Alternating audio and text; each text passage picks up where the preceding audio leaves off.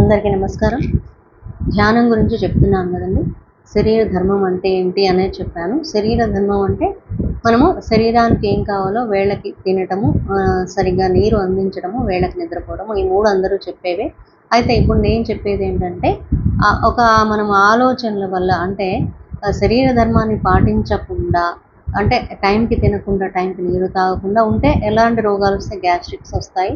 అలాగే శరీరంలో వేడి ఎక్కువ ఉత్పత్తి అయ్యి ఇంకా వేడి అనేది అన్ని రోగాలకి మూల కారణం. వేడి, దానివల్ల వచ్చే గ్యాస్ట్రిక్ ప్రాబ్లమ్స్ ఇలాగా రకరకాల రోగాలు వస్తాయి. అంతేకాకుండా మనం హడావుడిగా శరీర ధర్మాన్ని పట్టించుకోకుండా అంటే వేళకి తినకుండా, సరైన నీరు తాగకుండా, వేళకి నిద్రపోకుండా మన పనులతో మనం బిజీగా ఉంటాం. అలా ఉండటం వల్ల ఆ ఆలోచన వల్ల ఏమవుతుంది అంటే టెన్షన్‌గా ఆలోచనలు చేస్తూ సరిగ్గా ఈ 3 కరెక్ట్‌గా మనం పాటించకుండా అంటే శరీర ధర్మాన్ని పాటించకుండా, శరీరానికి ఏం కావాలో ఇవ్వకుండా మనము మన ఆలోచనలతో, మన పనులతో ఎలా చేస్తూ ఉంటాం. పనులను హడావుడిగా చేస్తాము. లైఫ్‌ని హడావుడిగా గడిపేస్తూ ఉంటాం. అలా చేయటం వల్ల ఏమవుతుందనేది ఇప్పుడు చెప్తాను. ఇప్పుడు చూడండి, మీకు ఒక టైంకి పనులు చేయకపోతే ఏమవుతుందో అనేది కూడా చెప్పేసాను. గ్యాస్ట్రిక్ ప్రాబ్లమ్స్ వస్తాయి. దానివల్ల రకరకాల రోగాలు వస్తాయి. అయితే టైంకి మనం చేస్తూ ప్రాపర్ రెస్ట్ ఇస్తూ మనము చక్కగా ఉండటం వల్ల ఏంటంటే శరీరానికి కొత్త ఎనర్జీ వస్తుంది. ఎప్పటికప్పుడు మనం బ్యాటరీ రీఛార్జ్ చేసుకున్నట్టుగా పనులు చేస్తూ ఉంటాం. అయితే ఇప్పుడు అదే శరీరాన్ని మనం టెన్షన్లతో, ఆలోచనలతో మనం రకరకాలుగా ఉండటం వల్ల, మనస్సుని ఉంచుకోవడం వల్ల అది శరీరం మీద ఎలా ఎఫెక్ట్ అవుతుంది అనేది చెప్తాను.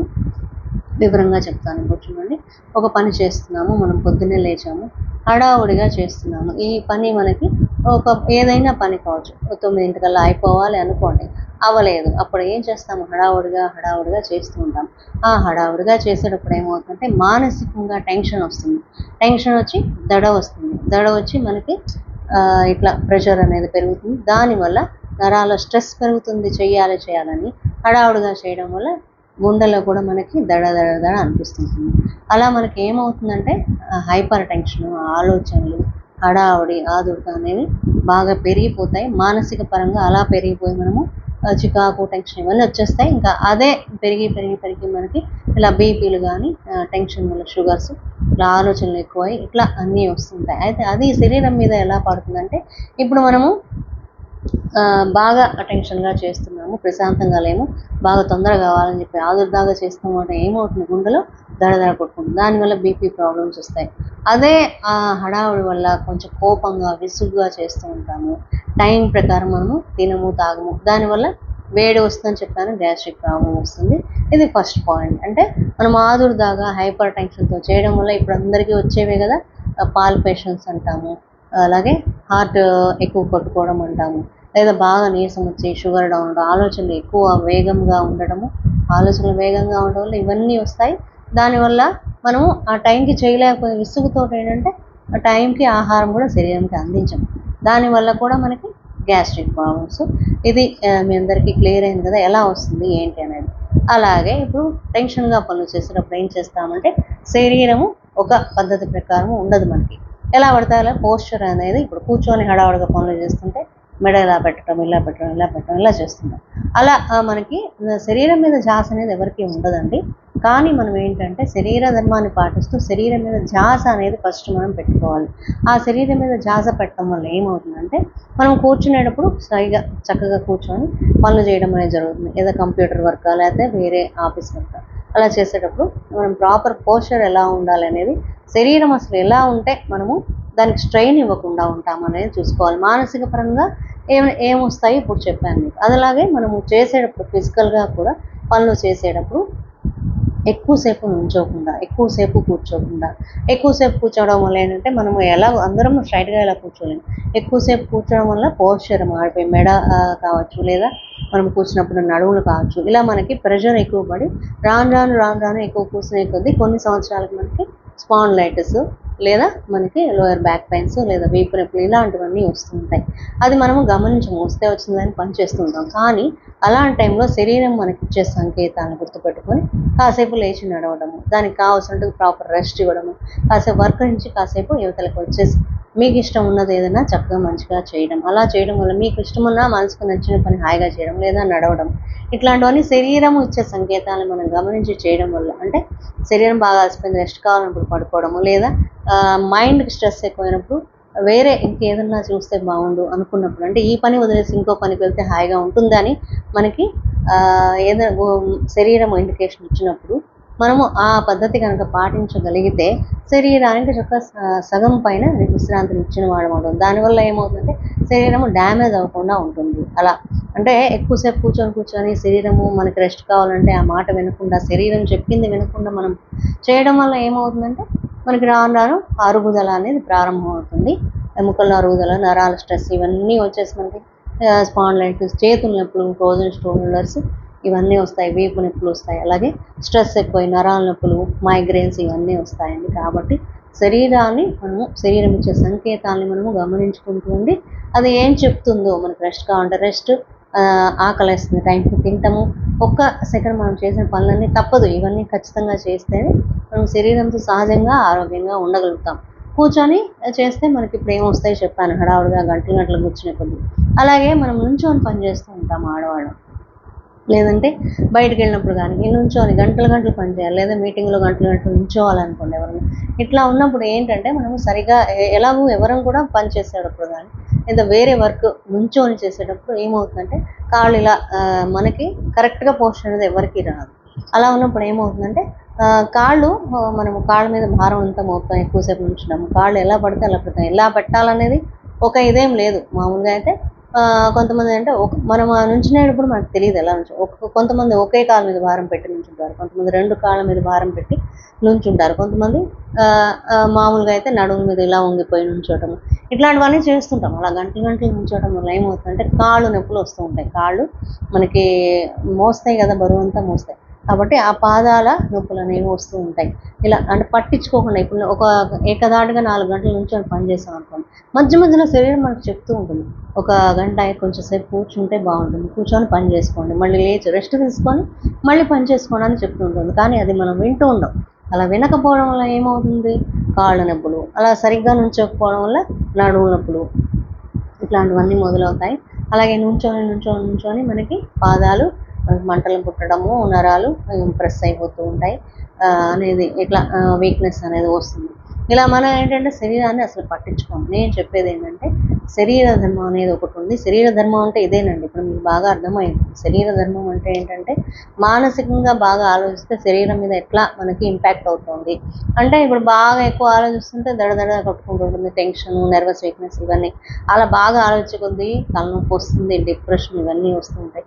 అలాగే ఎక్కువ గంటలు కూర్చొని పని చేయడం, నుంచొని పని చేయడం వల్ల మన శరీరం యొక్క పోర్షన్ మారిపోయి రకరకాల రోగాలు, spondylitis, back pain, frozen shoulders ఇట్లాంటివన్నీ మనకి తెలియకుండానే చేస్తాం. ఇప్పుడు ఏంటంటే నేను చెప్పేది కొంచెం ధ్యాస పెట్టి చక్కగా శరీరాన్ని పట్టించుకోండి.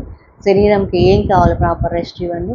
శరీరం చెప్పేదాన్ని వింటూ రోజువారీ జీవితంలో కనీసం మనము చెప్పేటప్పుడు శరీరం ఒక నొప్పి వచ్చిందనుకోండి శరీరానికి, అది ఎందువల్ల వచ్చింది, ఏం చేస్తే కొంచెం తగ్గుతుంది అనేది చూసుకుంటూ శరీరానికి కావాల్సిన దాన్ని మనం అందించడం వల్ల ఏంటంటే మనకి ఇంకొంచెం ఉన్న రోగాలను పెరగకుండా తగ్గించుకునే మార్గం అనేది మనం కొంచెం చూస్తూ ఉంటాం. ఇలా కూడా మన మీద మనం ధ్యాస పెట్టడం. ధ్యానం అంటే మన మీద మనం ధ్యాస పెట్టడం. ఆ తర్వాత మనసుని మార్చుకోవడం, మనసుకి ఇష్టమైన పని చేయడం ద్వారా మనతో మనం ఉంటాం. అలాగే ఇప్పుడు శరీరం గురించి, శరీరం లేకపోతే మనకి ఏ పని జరగదు. ఆరోగ్యమే మహాభాగ్యం అన్నారు పెద్దలు. అందుకని శరీరంతో ఉంటూ శరీరాన్ని సహజంగా ఆరోగ్యంగా ఉంచుకుంటూ మనము మన జీవితాన్ని ఆనందంగా జరుపుకోవాలి. శరీరం ఆరోగ్యం లేకపోతే ఎన్ని మందులు పెట్టి దానికి డబ్బులు పోసి అన్ని మందులు పెట్టడం అనేది జరుగుతోంది కదా. కాబట్టి ఇలా కూడా శరీరాన్ని మనం కొంచెంగా మనము మార్చుకోవడం, ఆరోగ్యంగా ఎలా ఉంచుకోవాలి, ఉన్న రోగాలను పెంచుకోకుండా అలాగే తగ్గించుకోవడానికి కూడా మార్గాలు మనకు ఎన్నో ఉన్నాయి. అవి ఏంటంటే ఇప్పుడు శరీర ధర్మం అనేది చెప్పాను, ఎలా చేసుకోవాలి, ఎలా చూసుకుంటే శరీరం మనకి కొంచెం రోగాలు కంట్రోల్‌లో ఉంటాయనేది ఇప్పుడు చెప్పాను. ఇన్ని పద్ధతుల ద్వారా మనం శరీరాన్ని చూసుకుంటూ శరీర ధర్మాన్ని పాటిస్తూ ఉండాలి.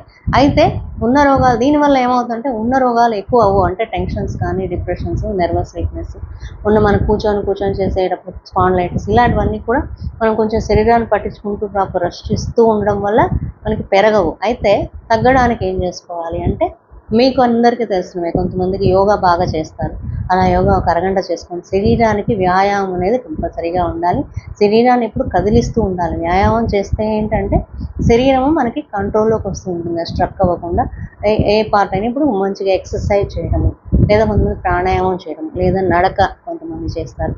అలాగే కొంతమంది ఇంకా బయటకు వెళ్ళి హాయిగా అలా తిరిగి రావడం. ఇట్లా అనేది శరీరానికి ఏదో ఒక మనము శ్రమ అంటే ఏదో ఒక రూపంలో మనము శరీరాన్ని పట్టించుకుంటూ దానికి కావాల్సినవి మనము రెస్ట్‌ని అందిస్తూ ఉండాలి. ప్రాణాయామం చేస్తే ఎంతో మంచిది, మనకు మంచి రిజల్ట్ వస్తాయి. ప్రాణశక్తి శరీరం అంతా ప్రవహిస్తుంది. కరెక్ట్‌గా వెళ్తూ ఉంటుంది. అలాగే యోగా చేస్తే మనకి బాడీ ఫ్లెక్సిబిలిటీ ఉంటుంది. మనము చెప్పినట్టుగా బాడీ కంట్రోల్‌లోకి వస్తుంది. అలాగే ఎక్సర్సైజ్ చేస్తే మన బాడీ చక్కగా ఉంటుంది. మనం ఎలాగైనా గానీ ఇంకా వెయిట్ కంట్రోల్ ఇట్లాంటివన్నీ మనం ఏంటంటే బాడీని అలా చూసుకుంటూ శరీర ధర్మాన్ని దానికి ఏం కావాలి, ఫస్ట్ మీకు అందరికీ చెప్పినట్టే నీరు, టైంకి తినడము, నిద్రపోవడము టైంకి. దీనితో పాటు శరీరానికి కొంత ఎక్సర్సైజు, ప్రాణాయామాలు. ఈ ప్రాణాయామాలు, ఎక్సర్సైజులు, నడక ఇలాంటివన్నీ చేస్తే మైండ్ రిలాక్స్ అవుతాయి. ఎందుకంటే మనమున్న జీవితం నుంచి పూర్తిగా యువతలకొచ్చేసి మన కోసం మనం టైం స్పెండ్ చేయటం వల్ల ఇలాంటివన్నీ చేస్తూ ఉంటే మనతో మనం ఉంటాము. మన శరీరంతో ఉంటాము. మనకేం కావాలో తెలుస్తుంది. శరీరము ఎందువల్ల టెన్షన్‌కి గురై ఎందుకు రోగం వస్తుందో తెలుస్తుంది దీనివల్ల. దాన్ని ఎలాగా తగ్గించుకోవచ్చు. ఇప్పుడు స్ట్రెస్ ఇవన్నీ పద్ధతులు మనతో మనం ఉంటే ఇవన్నీ గమనించుకుంటే స్ట్రెస్ అన్నీ తగ్గిపోయి మనకి కొంచెం రోగాలు కూడా తలనొప్పులు గానీ ఏవైనా కొంచెం తగ్గడం మొదలవుతుంటాయి. దాన్ని అర్థం చేసుకుంటాం. ఓహో! మనకి ఈ ఆలోచన వల్ల, ఈ పని వల్ల ఇంత తొందరగా రావడమే, ఇలా చేయడం వల్ల మనకి ఈ నొప్పి వస్తోంది అనేది మనకి కారణం అర్థమవుతుంది. ఆ కారణాన్ని వెతకడం కోసమే ఇదంతా. మనతో మనం ఉంటే మనకి అసలు మనం ఏం జరుగుతోంది, మన మనసు ఎలా ఉంటుంది, శరీరంలో నొప్పి ఎలా వస్తోంది, ఏ ఆలోచన వల్ల మనం స్ట్రెస్ వల్ల వస్తుంది తలనొప్పి, లేదా ఇంకో నొప్పి, లేదా భుజాల నొప్పులు, లేదా స్పాండిలైటిస్ ఇలా కూర్చోవడం వల్ల వస్తుంది. అలా శరీరం మీద కూడా ధ్యాస పెట్టి మనము దాన్ని శరీర ధర్మం అంటాం. మనం చేసే పనులతో పాటుగా శరీరం మీద కూడా ధ్యాస పెట్టి మనం ఉండడం వల్ల దానికి కావాల్సినవన్నీ శరీరం ఎలా ఆరోగ్యంగా ఉంచుకోవాలనే విషయాలన్నీ కూడా మనకు అర్థమవుతూ ఉంటాయి. ఎందుకంటే మన మానసిక పరంగా మనం ఒక పని చెప్పేసాం. మనసు ఎలా హాయిగా ఉండాలనేది మనము ట్రైనింగ్ ఇచ్చుకుంటూ ఉంటాం. అలాగే దానివల్ల మనము ఎంత ఆలోచిస్తామో, ఎలా కంట్రోల్ చేసుకోవాలి టెన్షన్ అనేది తెలుస్తుంది. శరీరాన్ని కూడా గమనించడం వల్ల ఏమవుతుందంటే శరీరానికి ఎప్పుడు రెస్ట్ ఇస్తే బాగుంటుంది, శరీరానికి మరీ ఎక్కువగా టెన్షన్ ఎందువల్ల వస్తుంది, నా ఆలోచన వల్ల వస్తుందా, నేను చేసే పని వల్ల వస్తుందా ఒక రోగము లేదా ఒక పెయిన్ అనేది కూడా మనకి బాగా అర్థమవుతుంది. ఇది బాగా గుర్తుపెట్టుకోండి. ఇంతకంటే డీటెయిల్గా అనేది మీకు ఇంకా అర్థం అవ్వాలంటే నాకు మెసేజ్ చేయండి. ఇది చాలా ఇప్పుడు నేను అంతా ఎక్స్ప్లెయిన్ చేసేసాను. మనస్పరంగా ఉంటే శరీరం మీద ఎట్లా ఉంటుంది, ఆదుర్దాగా ఎక్కువసేపు పనులు చేయడం వల్ల శరీరం మీద ఎలా పడుతోంది, మన భావం కానీ ఆలోచన వల్ల శరీరం ఎలా మనకి ప్రతిస్పందిస్తుంది అనేది చెప్పాను. మీకు అర్థమై ఉంటుంది. ఒకవేళ అర్థం కాకపోతే వీడియో మళ్ళీ వినండి. మీ అందరూ కూడా ఏమైనా ఈ విషయంలో సందేహాలు ఉంటే నాకు మెసేజ్ చేయండి. ఏ ఆలోచన వల్ల ఎలా వస్తుందో కూడా చెప్పాను. అది ఒక ఆలోచన మనసులో మొదలయ్యి అది ఎక్కువయ్యి అది శరీరం మీద పడితే ఎలా ఉంటుంది, టెన్షన్స్ వస్తాయి, ఇవన్నీ కూడా మీకు చెప్పాను. ఆలోచన వల్లే మనకి శరీరం మీద ఎలా ఉంటుంది, శరీరంతో ఎక్కువ పని చేయడం వల్ల ఎలా శరీరము మనకి పెయిన్ వస్తుందని కూడా చెప్పాను. ఇవన్నీ ఒకసారి మళ్ళీ వినండి. అర్థం కాకపోతే మెసేజ్ చేయండి, సాధన చేయండి.